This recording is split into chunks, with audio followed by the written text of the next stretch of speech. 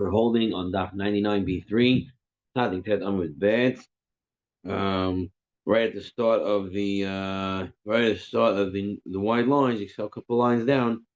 There is a two dots, Amar Rabbi Alexandri. So Amar Rabbi Alexandri, Kol Ha'osek Torah Lishma. Whoever engages in Torah study for its own sake, Torah Lishma, what is considered Lishma? So here they bring three opinions. Rambam, to study without hope or reward or fear of punishment, but solely because Torah is truth. Then you have the Sefer Hasidim that say to study with the intent of practice. And then you have the Rosh, Nefesh HaChaim, simply to know and understand its contents, to extrapolate therefrom, and not for the purpose of enhancing one's stature or vexing others with one's knowledge. So not for kavod, and not for, messing with other people, but rather for the sake of Torah. Okay, so not for reward or punishment, not for kavod, and or the opinion of to know what to do. So, kol osek Torah lishma, mesim shalom befamalia shel malam ufamalia shel mata. He promotes peace among the heavenly hosts above and among the hosts below on earth. Okay, so a couple of opinions of what's going on here. Some explain that the angels are tasked with giving reward and punishment. This is the Yad Ramah, and they don't like to do the punishment. It's hard for them, they don't want to punish somebody. So when you learn Torah, they don't have to give punishment; they give reward. So they're happy. They're happy upstairs, and they're happy downstairs that they got the reward. The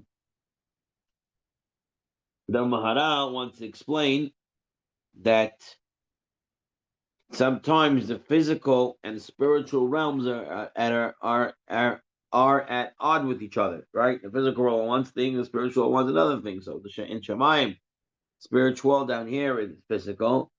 It seems to be somewhat of a conflict. But a person who learns Torah, he creates a bridge between the physical and the spiritual, and that is the peace, the shalom that he puts in between heaven and earth.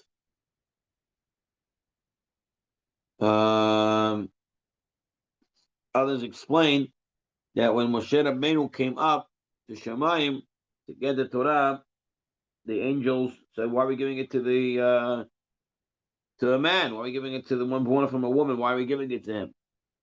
And when the angels now see, and they were upset about that. So now when the angels see that the Jews are learning the Torah and fulfilling the Torah, so they make peace in the heaven and the earth, that it is okay to give the Torah to Klal Yisrael.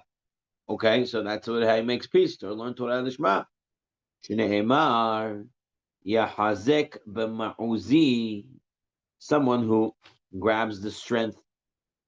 Someone who grabs the strength, right?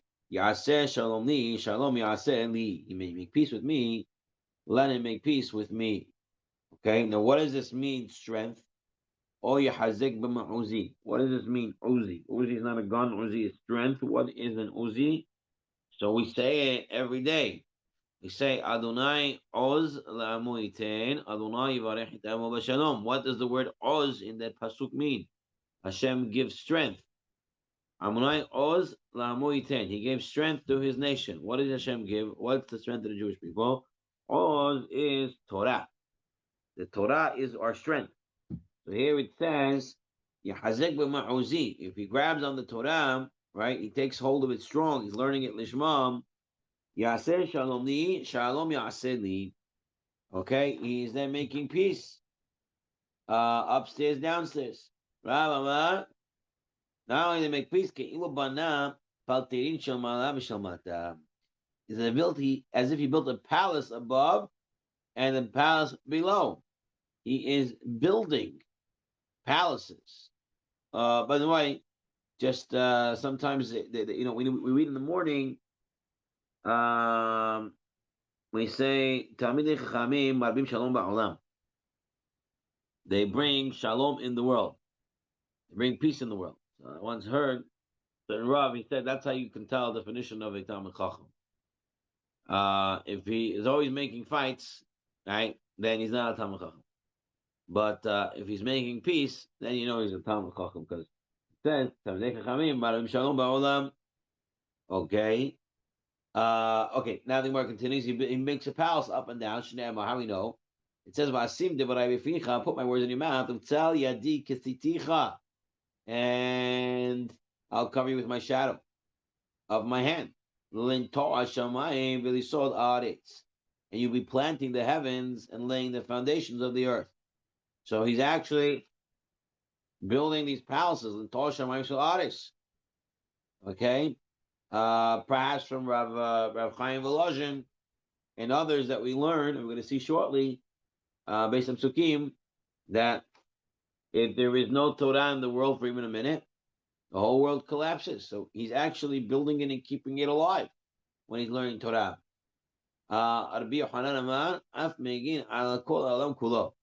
He's a protector of the whole world, meaning he's the one who protects everybody through his Torah learning. I have covered you with the shadow of my hand. So, that's the protection. Not only that, he also brings a final redemption. And the end of the pasuk says, "And to you, Tzion, you are my people." The meaning that Hashem is saying, "You're my people." When they bring the Geulah.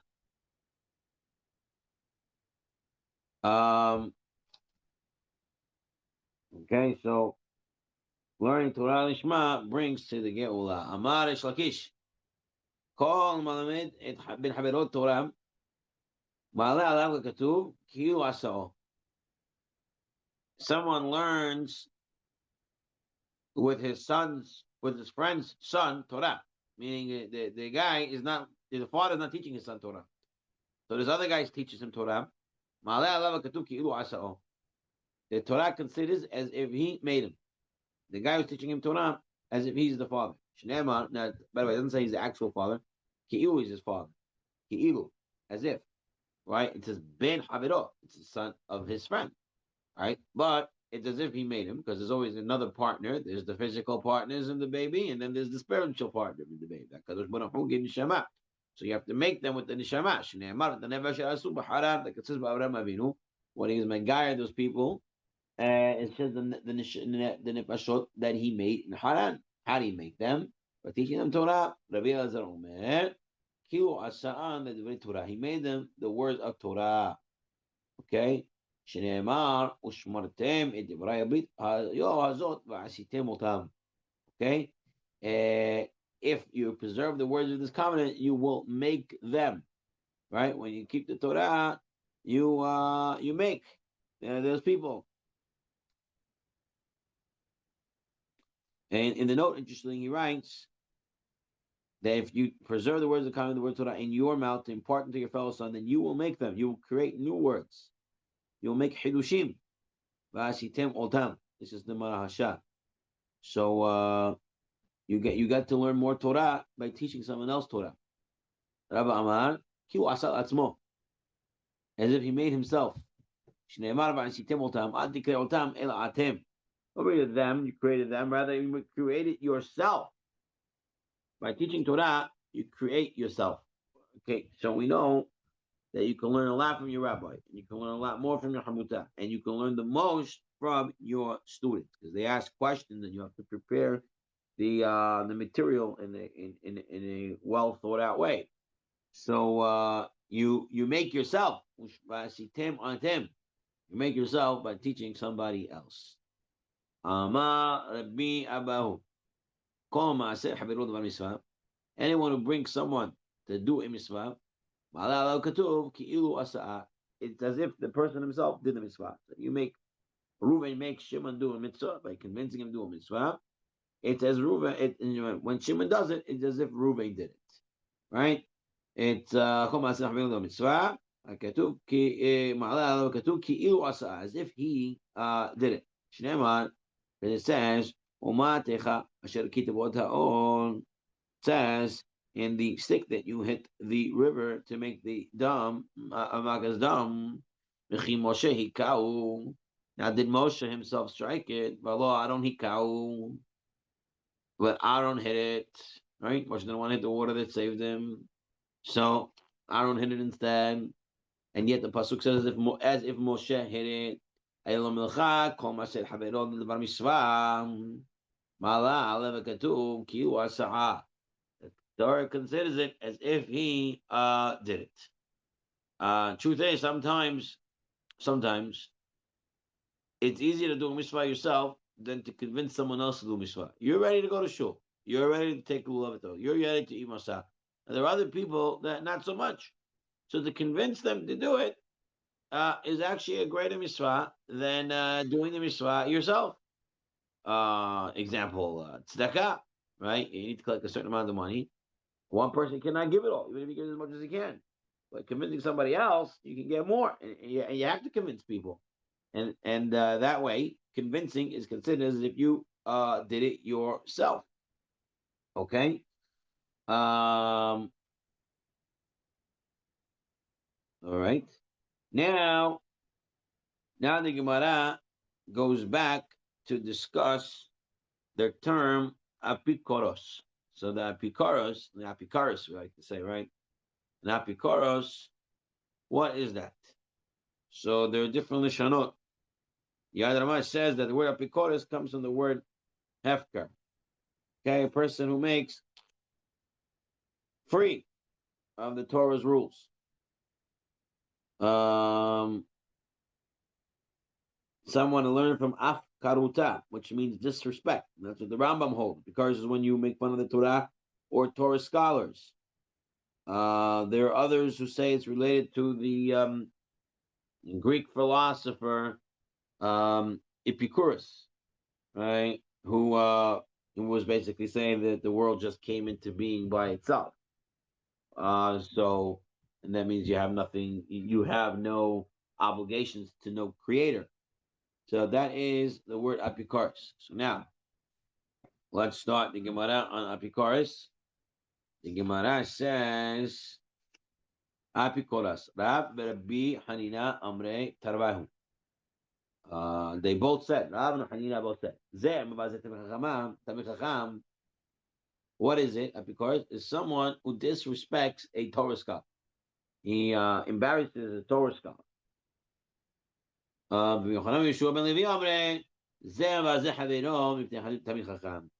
someone who is mevazeh, not someone who embarrasses the Talmid Chacham, but someone who embarrasses another person in front of the Talmid Chacham. He's not showing respect to the Talmid Chacham, but he's embarrassing someone else in front of him. Now, so the person who said, if you hold that not apikoros is someone who's mevazeh Talmid Chacham, oh no, it was someone who's mevazeh chavero. It was someone who embarrasses a friend in front of the Talmid Chacham. That's an apikoros mevazeh Talmid Chacham asmo. So if you then mevazeh the Talmid Chacham itself, that's actually megaleh panim b'Torah. It's as if you're acting disrespectfully to the Torah. So apikoros is if you make fun of a friend in front of the Talmid Chacham. And if you make fun of the Talmid Chacham, you megaleh panim b'Torah, which is a worse degree. But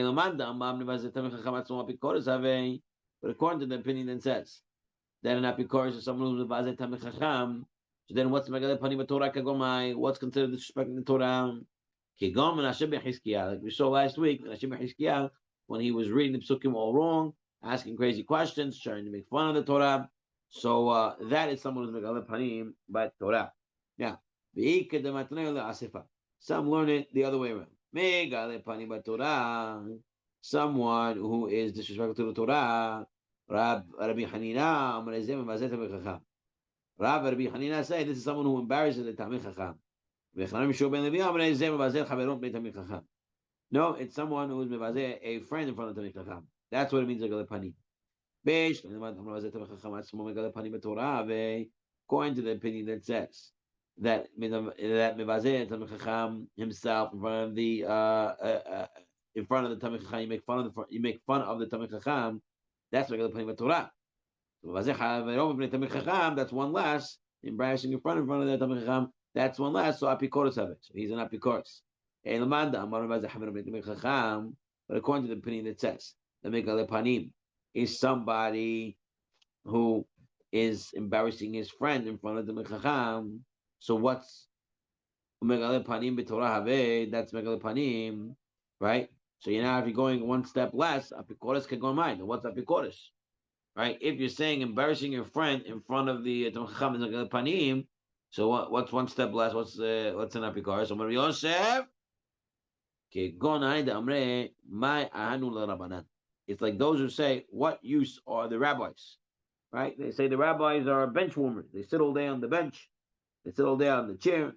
They're not doing anything. They're non-productive members of society.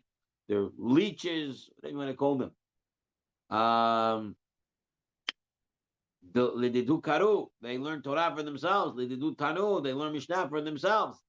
They don't learn for us.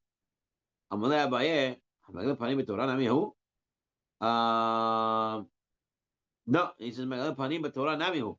This person who says why are the rabbis, it's not apikoros. That's also megale panim. Dichtiv im lo brit yom v'layla hukat l'shamayim v'aretz lo samti. The pasuk says there's no Torah night and day. The shamayim v'aretz are not going to stand. So you see that they're going against a pasuk in the Torah. That's megale panim b'Torah. That's not apikoros. That's to be one less level than embarrassing a friend. Amar Amar Nachman me'achanami shemanina. We also know that Tamir Chachamim saved the world. How? The Avraham Avinu was trying to tame Sodom. He said, if there are 50 tzaddikim, we'll save all 5 cities, right? So if you have tzaddikim, we see that the Hashem saves the world, so they are useful. So you're going against the Torah. So Abaye says, you know what it means to not be cars? What's less than embarrassing in front of the Rebbe? This is someone that sits in front of his Rebbe, and he's recalling and teaching from a place other than the learning right now. And remember, with this same rabbi he was learning. And he said, we said like this over there. And he didn't say, this is what the master said. So basically, he is saying, we learned it over there, rather than saying, the rabbi taught it over there. When you say the rabbi taught it over there, that's a lot more respectful, right? Just to say that we learned it, that's not respectful. And that's the Baya's opinion of what it means to be in apikars, to be disrespectful to Tamid Chachamim. Rava Amar, this is like the house of Binyamin, the doctor. The Amadeh my Anel Rabbanan, who used to say, what do we need these rabbis for? I need rabbis. Me'ha'olam, from all of time, lo sharulan orva. They never let a raven to be eaten. Meaning, they never made something that was not kosher. Lo asurulan yonah. And they didn't take a yonah, which is a kosher bird, and say, it's asur. They never said anything that we don't know, or anything that we can't find out.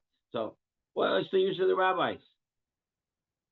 Rava, ki havu matzet reftat de Binyamin kameh, ki havu hazeh b'tama lehetra, amra lahu, techazu daka, sharira ladchu orva. Now it happened down the house of Binyamin, they were shechting an animal, and when they shechted it, they weren't sure 100% kosher. There was questions about the kashrut. So they sent it to Rava to ask Rava, is it kosher or not? And Rava would look and say, if you say it was kosher, he would send back and say, I just permitted a raven to you. Meaning you thought it was asur, right? That's why you sent it as a question. And I'm letting it. So you see, the rabbi is letting a raven to be eaten. And and if he saw that it was a reason to forbid it, I'm going to let who? He would tell them, take a good look. I just assered a yonah. Here's a kosher animal, and you made shchita, and I said it was asser, and I just took a kosher animal and I made it asser. So you see, I took a yonah and I made it asser. So don't say that the rabbis don't add anything. Meaning that because we learned so much Torah, we were able to analyze the case and see if it is kosher or not. Yeah, and you need to learn it to do that. You can't just say, "Oh, what are these rabbis doing? They're not any help." It's like those people who say those rabbis, talking not nicely about them. Papa Ishtale. One time, Rav Papa forgot himself. Amar, he was talking about rabbis. He said, "Kagon Hanina Banan." He said, like those rabbis. He said what he said. He said those rabbis. What he said, saying those rabbis is saying it means you're not Pikaris. So what did Rav Papa do? V'itev b'ta'anita, and he fasted because of this. So someone in the shul on Shabbat asked the question to listen. The guy makes fun of the Torah, and you understand he's a Pikaris. But just to say that he wasn't happy with the rabbi, why is he not Pikaris? So number one, if he just did it one time, he's probably not an Pikaris. He just said it once. But here the idea is as follows. You have to remember something very clearly, that the Torah is only the Torah because the rabbis have been passing it down generation to generation. We have what's a Torah. And if the rabbis weren't going to be believed and they're not going to be respected, there will be no more Torah. There will be no more tradition. Meaning the Torah relies on the rabbis for it to continue. And therefore, if a person, b'shita, in his opinion, doesn't like rabbis and embarrasses them and says they're not useful, then in essence, what he has done is shut down the Torah. He has shut down the connection of generation to generation of passing down the Torah. So therefore, it looks like the Gemara wants to say that that person has an apikaris. Here's another example. Levi בר שמואל, בר הונא, בר חייא, הבו כמתקני מטפחות ספרי דבי רב יהודה. They were repairing the mantles of the various scrolls owned by the yeshiva of Rabbi Yehuda. Kimatu Megillat Esther, when they came to Megillat Esther, Amre, they say, Megillat Esther, Lobai Mitpahat, right? They said, the scroll of Esther is not so holy as the other scrolls. It does not need a mantle, does it? Meaning okay. So Megillat Esther, we know, is not written with the same kedusha level as the other Sfarim, right? You have Moshe Rabbeinu, heard it straight from Hashem. You have Nevi'im. You have Ketuvim written with Ruach HaKodesh. So Megillat Esther was a little less. Without Ruach HaKodesh, it was written. It's a machloket, was it not? So it's a machloket, does it have the same kedusha? You know, scrolls, if you touch them, your hands become tameh. So here the question is the scroll considered holy enough that it needs its own, you can't touch it directly, right? Or you can, right? So which one is it? And the way they asked the question,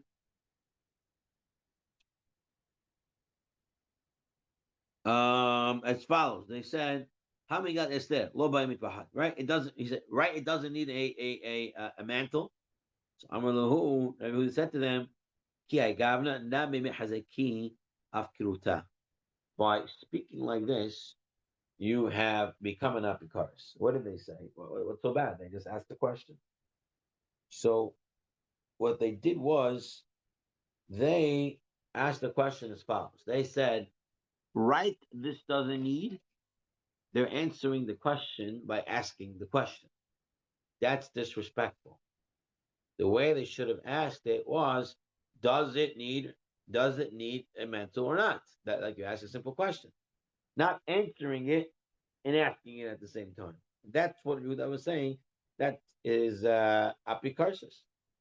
And there are those who want to explain that they were complaining that the Yad Ramah says that the fact they said this scroll and the insult was directed to the scroll itself. So Rashi says to the teacher, and here it says to the Yad Ramah, says to the scroll. Either or, we don't talk about Sefrei Kedushim like that, and we don't talk about our rabbis. They have to ask the question appropriately. Okay, the Gemara continues and says, Rav Nachman Amar, Zeh HaKoreh Rabo Bishmo, someone who calls his teacher by his name is an apikars. The Amar of Yochanan, why was Gehazi punished with no olam haba? Gehazi was a student of Elisha. He didn't listen to Elisha. He took presents from Naaman. He ended up getting Sarad. After he ended up getting Sarad, Elisha never helped him. And he's never going to get olam haba. Now why is that? Shneimar, Vayomer Gehazi Adoni HaMelech Zot HaIsha V'Zebana Asher Hechaya Elisha. He called Elisha by Elisha's name without saying Rabbi, without giving him kabod. And therefore he never got Mehila, and he never got to Olam Haba. So in the note 8 on 100A1, it says the Shulchan Aruch state the student may not call his teacher by the leader's name, even if the teacher is no longer living. If his teacher has an uncommon name, the student may not call someone else who has the same name by that name. If that name is not uncommon, the student may call someone else by that name so long as the teacher himself is not present. It says Shulchan Aruch that even if the teacher passed away, you still can't use his name, just like that. And if he has a common name, right? If he has an uncommon name, meaning is a name that not many people have, you never can use that name. Disrespectful. If he has a common name, you want to call someone else, right? Shalom, Shalom. A lot of people have Shalom, so his name is Shalom, and someone else's name is Shalom. As long as the rabbi is not in the room, you can call the other person Shalom. But says Shulchan Aruch, you can call the teacher by his name if one attaches to the teacher's name some title of respect, such as Harav, Rabbi. At a bare minimum, Rabbi works in America because that's what we use. But then we have different Lashonot. We have Chalfeh, we have Chacham, we have Harav, whatever is appropriate for that individual. That's the Lashon you use. You never call the rabbi, hey, Moshe, how are you? Something like that, right? You have to give it with proper respect when you talk to them. Otherwise, what I say, consider not because. Yatav Rabbi Yirmiyah kemed Rabbi Zera. V'yativ kama. Atik HaKadosh Baruch Hu l'otzi nacham b'kodshei kodashim. In the future, Hashem will make a fourth stream come, bring forth a stream from the chamber of Holy of Holies. So from the Kodesh Kodashim is going to come out a stream of water. But alav kol minei megadim. And at the banks of the stream will be all delicious fruits. Shnei Amar, there's a pasuk in Ezekiel and Yehezkel. V'al nahal ya'aleh asefato. Mizeh v'zeh kol etz ma'achal. Lo yibo aleo. Lo yitom piryo. L'chodashav yivaker ki mimav. Min hamikdash. Hema. Yotziim. Haya piryo l'ma'achal v'aleo l'trufa. Right? The stream will be and along its bank and side and this side, every manner of fruit tree. Its leaf will not wither, nor will its fruit give out. Every month it will yield new fruit, for its waters emanate from the Kodesh Kodashim. So its fruit will be food, and its leaf will be for a healing. So there was a certain old man listening to the shir, and he said, Yishad, you're right. So said Rabbi Yochanan. So here Rabbi was saying the shiur, and he said like this, and this old man said, "You're right." So Rabbi Zera, was it? Rabbi Zera. So Rabbi Yirmiyah said to his teacher Rabbi Zera, the fact that he said, "Rabbi, you did a good job," like the rabbi needs his approval, right? And he says, "Rabbi, you did a good job." You said, "Good." Is that considered apicorsis? Is that disrespectful by saying, Rabbi, good, you said? When it says, Zera said, Hi, siyu'ika misaya lach. He was not disrespectful. He was supporting you, both personally and the name of another rabbi. But if you hear that in such a case, a person agreed and it was considered apicorsis, this is what you heard. He had the activity to be Yohanan, the Kadarish. Yohanan was sitting and he was expounding. He said, "Atid HaKadosh Baruch Hu lahavi avanim tovot u'margoliot." Hashem is going to bring precious stones and parrots. She'en shloshim al shloshim amot. It's going to be 30 amot by 30 amot. Huge. Ve'chokek bahem eser berum esrim. And we'll cut out an opening 10 amot by 10 amot. Right? 10 amot. It's pretty high. Ve'chokek bahem eser berum esrim. And we'll cut out from each of them 10 amos wide by 20 amos high. Umamdim b'asherei Yerushalayim. He's going to put it in the gates of Jerusalem. Shneimar v'samti katkod shimeshotaich u'sha'araich lavnei ektach. I'll make your windows out of katkod stone and your gates of hewn stone. Leg alav otot hamid. So now, so he's saying there's going to be this huge sized stone. Okay, that they're going to make for the gates of Jerusalem. And the student was Ligleg. He mocked it, most probably internally. Okay, internally he mocked it. He said to himself, "Amar hashta ki'ata ditzilzila lo mashkihinan."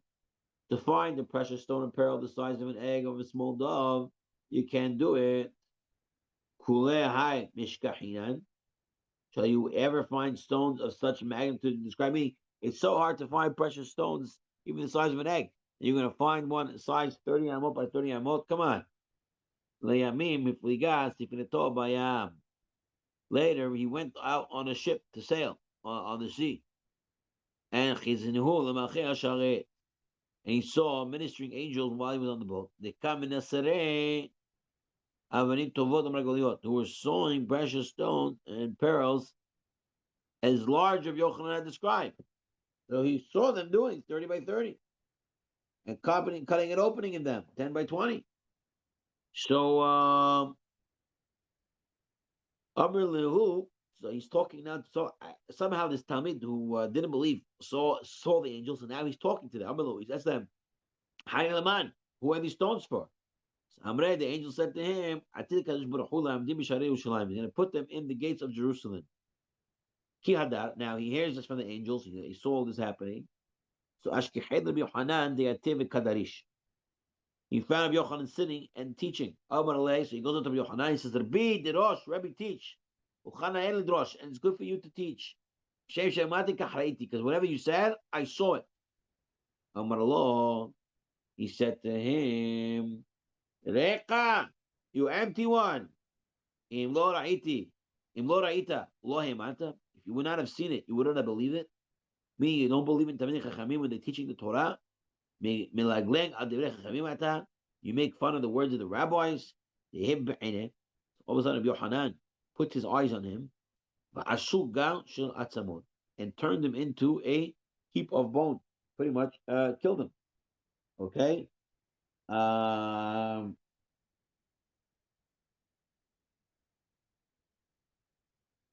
So that's the case of someone who came and said, Rabbi, you're right, and he ended up dying, which was apikursus. Now, we gotta analyze some of these things over here.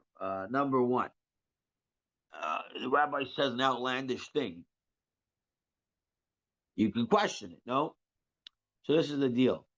The rabbi was darshaning a pasuk, and he has a misorah for this pasuk. He's not making up on his own. When we have a job that sometimes, even if we don't understand the Gemara, we don't understand the halakha, whatever it is, we still have to believe it. Okay, so this student wasn't really buying it, and he wasn't really believing it. He wasn't, he was perhaps also he wasn't even asking a question. Perhaps he was just mocking it, saying it's not even possible, right? And all that makes it very different, because usually if a rabbi teaches something and you have a question, you need to ask, right? Sometimes maybe he made a mistake. Sometimes it's wrong information. Sometimes you understood it wrong. So you want to ask. We encourage you asking. How come over here it was? So maybe he wasn't asking. Maybe he wasn't believing, and maybe he was mocking. So a lot of times we have to, what's it called, believe, and then you can ask. I'm not sure if he was a strict teacher. He did say rekab. Rekab means empty. Why is he empty? Because he doesn't even know a pasuk. Rabbi Yochanan didn't make this up from his own teaching. He had a pasuk that says, "Samti chadchot shem shotayich u'sha'arayich levnei ektech." I will make your windows out of katkot stone and your gates out of hewn stones. Okay, and that was the teaching. So he says to them, "You're empty. You don't even know you don't even know the psukim in the Torah." Yeah, yeah. It's not an easy thing. You have to know. A lot of times in learning Gemara, number one, if you don't understand it, it doesn't mean it's not true. Okay, just because you don't understand something doesn't mean it's not true. A lot of people don't see gravity. A lot of you see the results of gravity, but you don't actually know what gravity is.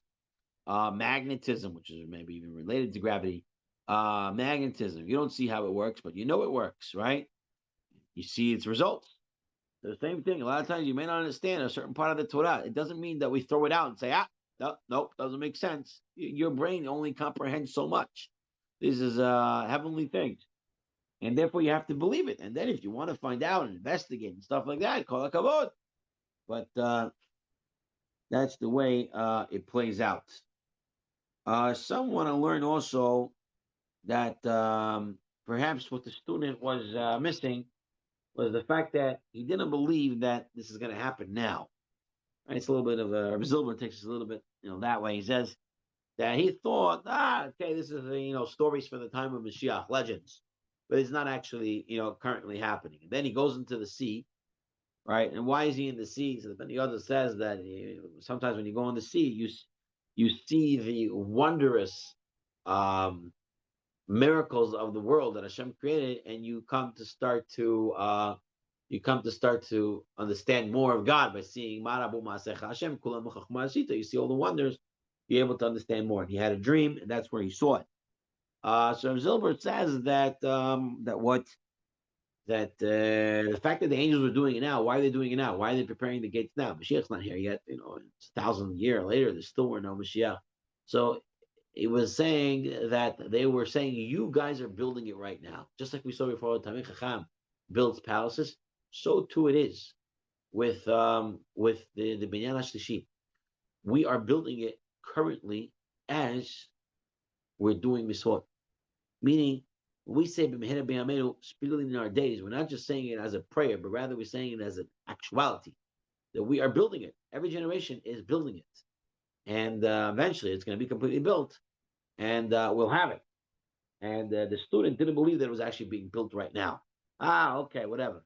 It's just Skaski. It's a story like that. But now he saw it. Now he said, oh, wow, we're actually doing something about it. We're actually building it ourselves right now. And for that, Rabbi Yochanan said, well, you didn't believe that we're making a difference. Called the Mereka, and he turned them into a heap of bones. Okay, let's go a little bit more.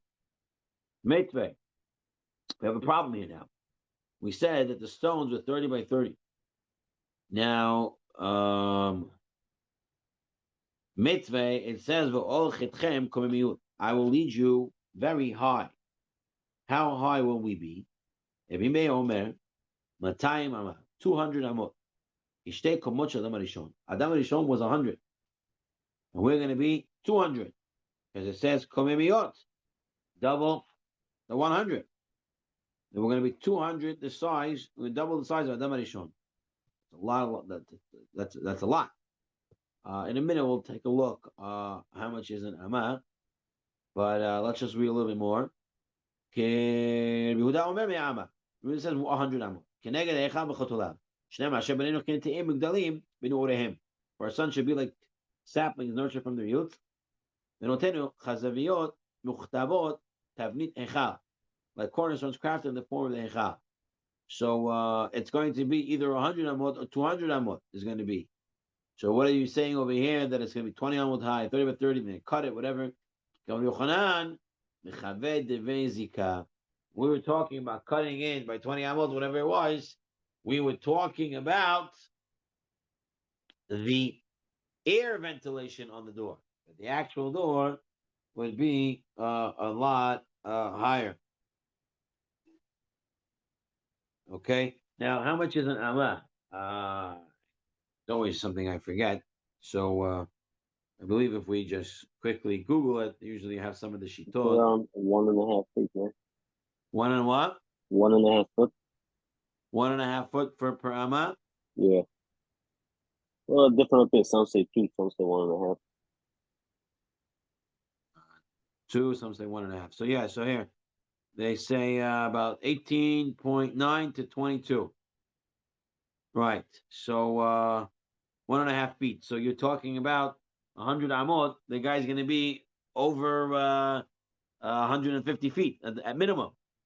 Okay. Going up to 200 and something I'm, feet.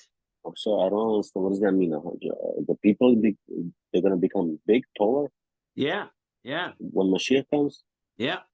That's what it's saying. It's going to be Adam Rishon was 100 amot. So when Mashiach comes, the people are going to become giants again. What's the purpose for that?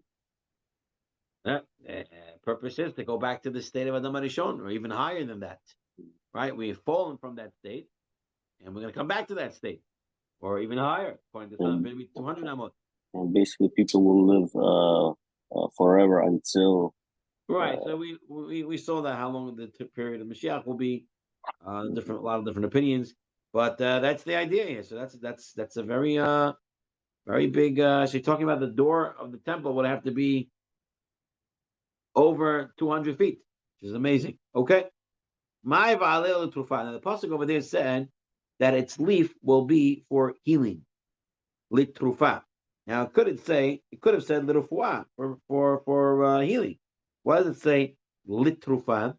So Rabbi Yitzhak bar Abdumi bar Hiza Amar.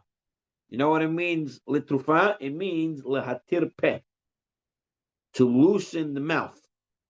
Lahatir peh shomala, to open the upper mouth, which could be understood as someone who has trouble eating, digestive issues. Muhadamar lahatir peh shomata, to open the lower mouth when the person has trouble releasing after digestion. Okay. Lahatir peh shomata. Itmar nami. Chizkiah Amar lahatir peh ilmin. He'll open the mouths of the mute. Bakapara Amar lahatir peh akarot. To open the mouth of the barren, right? The mouth down there that someone doesn't have a baby will be able to have a baby. This is a special leaf that will help people in those regards. Yochanan Amar litrufa mamash. It's going to be a um, a real medicine, a work for everything. So my letrufa, what does it mean for trufa? Or Shmuel ben Nachmani Amar, the trufa stands for letoar, to brighten the panim, the face, shel balei hapeh, for those who speak Torah. Rashi Yehuda Rabbi Simon, kol hamashchir panav al derei Torah b'mazeh, anyone who learns Torah and his face darkens because he's single-mindedly taking care of the Torah, neglects his own well-being. He's poor, he doesn't have money, so his face gets dark. What happens future?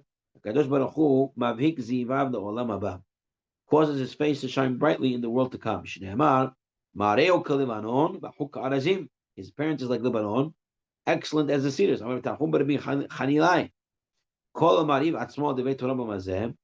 Whoever stars himself learning Torah, and this way he becomes black, Kadosh Baruch Hu must be all olam haba, will satiate him in the olam haba. Shneimar yirviun mideshem betecha v'nachal adanecha tashkem. They will be sated from the abundance of your house, from the stream of your delights. You will give them to drink. So Hashem will take care of you for taking care of the Torah. Okay, fine. This is what we get up to today. B'ezrat Hashem, next week we will continue our journey in Masechet Sanhedrin. We have another 13 or so dafim, a little less than 13 dafim, but these dafim, as you've seen, are very long. So it will take us some time to get through it. B'ezrat Hashem, wishing everybody a Shavua Tov, Chodesh Tov Lekulam. What time do you usually start on Sunday? Sunday mornings at 9:45. I remember 9:45 Sundays mornings. Okay, and then the halacha shir is around 8:30, 8:30. 8:45 starting. Yeah. No, thank you. God bless you. Have a good one. Thank you guys. Shavua tov. Toda raba. חזק ברוך.